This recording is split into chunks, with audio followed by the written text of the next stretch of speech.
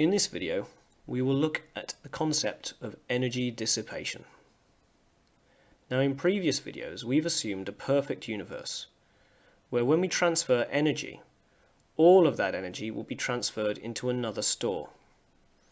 However, in the real universe, some of the energy will be transferred into unwanted stores, places where we didn't want it to go. So let's start by looking at some key ideas that we need to understand. Useful energy.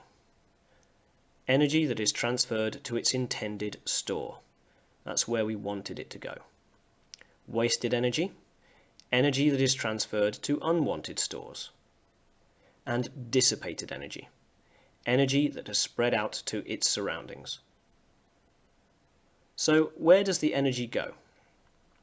If I have a mass on a spring and I start it moving, when it's at its peak, it has energy in the gravitational potential energy store. That energy is transferred into the kinetic energy store, and then as it stretches the spring, that energy is transferred into the elastic potential energy store of the spring. However, if we leave this over time, it will stop moving. Energy will no longer be in its kinetic energy store. So where did that energy go? Well, the answer lies in checking the temperature of the spring. If you use an extremely sensitive thermometer, you will discover that the spring will have increased in temperature, meaning that energy has been transferred into the internal energy of the spring. That is wasted energy.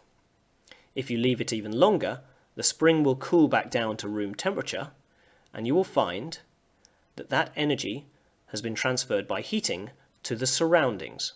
And this is dissipated energy. The energy has been spread out to the surroundings.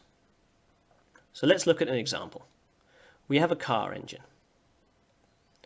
The useful energy is the energy in the kinetic energy store of the car.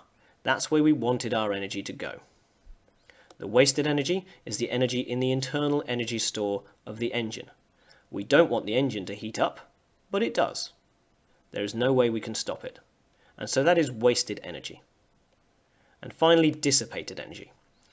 Energy from the internal energy store in the engine is transferred by heating to the environment around it.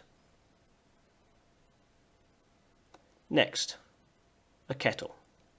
In this case, the useful energy is found in the internal energy store of the water. The wasted energy is the energy found in the internal energy store of the surroundings. That is the plastic, the handle, and the air around it. Dissipated energy, well, the energy from the internal energy store of the water is transferred by heating to the surroundings, to the internal energy store of the air around it. If you leave it long enough, your kettle will cool down and your room will heat up, thereby decreasing the energy in the internal energy store of the kettle and increasing the energy in the internal energy store of the room. So how can we reduce this? Well, one option is insulation. Sometimes we want to be able to reduce energy dissipation. Generally, that is something that is desirable. However, there are some cases where we don't want to. If you did insulate the car engine, then all that would happen is the car engine would get hotter and hotter, and the components would begin to melt. So whilst we don't want the wasted energy, we do need, in this case, energy dissipation, because without it, the car engine would get too hot.